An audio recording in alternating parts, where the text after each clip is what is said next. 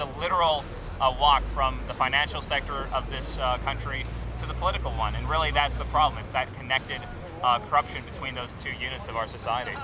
They wanted to use that as a moment to highlight the committee and the fact that what they're really trying to do is impose drastic cuts that will completely destroy what's left of the social welfare state at the federal level. I think that they want to add pressure to the people in Washington, because it seems like from just like there was one deadline and then they didn't make it, and then there was another deadline and they didn't make it. It seems like from people on the outside at least, if there's this frustration where it feels like they're just like not trying. Or I'm getting more and more frustrated by the fact that we have a complete inability to compromise at all in our political system. I mean, I think that's a big part of the problem.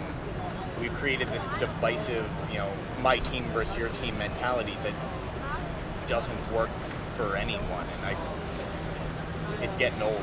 It just verifies everything we've been talking about. The fact that we cannot raise taxes on the wealthiest Americans, even by 0.1%, is ridiculous when so many Americans are suffering and we're cutting so much across the board.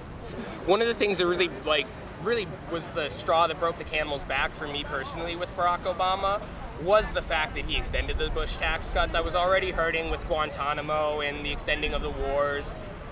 But then when he just handed over another $700 billion to the richest of the rich, that's just too much. The reason we're at a state where Social Security might be cut is because we decided to give the money that should be going to fund our country, to fund the programs everyone needs, to the wealthiest 1%. It's the greatest heist in human history. After enduring them for so long, it's just such a shame that we are unable to get rid of them now. I think it's really putting a lot of the burden on working class Americans, and it's benefiting those on top. So it's important that we think about our tax code and make necessary revisions. I personally think that we need to extend we need to put taxes back to the way they were at the Clinton levels. I don't think that was prohibitively bad in the 90s. And if we provide more revenue and we can engage in a real public works project that will put people back to work, not some of this corporate welfare bullshit, pardon my language, that is basically been the Democratic model for doing things. We need the Civilian Conservation Corps back. That's how we saved jobs during the Great Depression, and that's how we're going to save ourselves today. A week or so ago in Memphis, the Occupy movement and the Tea Party group got together and had what was, by all accounts, a pleasant and amiable conversation in which they agreed on some things and disagreed on others, but at the end of the day, everyone went home happy. And if that's the best thing that we can get out of this, I'd be pretty stoked.